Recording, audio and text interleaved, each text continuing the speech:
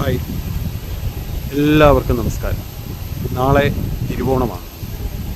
എല്ലാവർക്കും എൻ്റെ ഹൃദയം നിറഞ്ഞ തിരുവോണാശംസകൾ.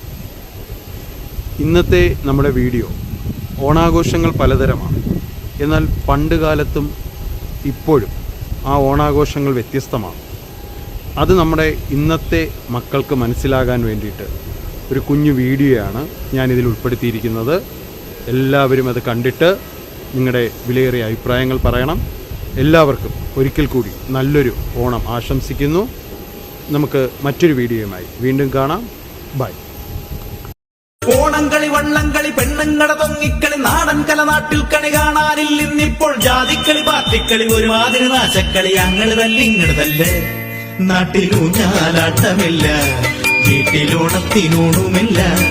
ഇന്ന് പൂക്കളം തീർക്കലും മാർക്കു വിളിക്കലും ടിവിയിൽ മാത്രമായി.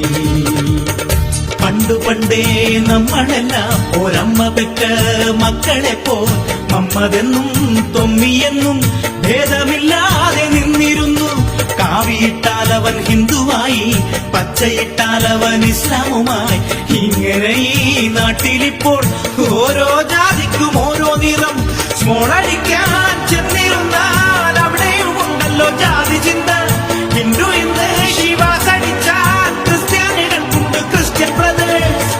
മമ്മദ് കാക്ക വാശി പിടിച്ചു, ജിന്നുമടിച്ചു. അവരാകെ പിമ്പിരിയായി, നാട്ടിലാകെ തൊന്തരവായി.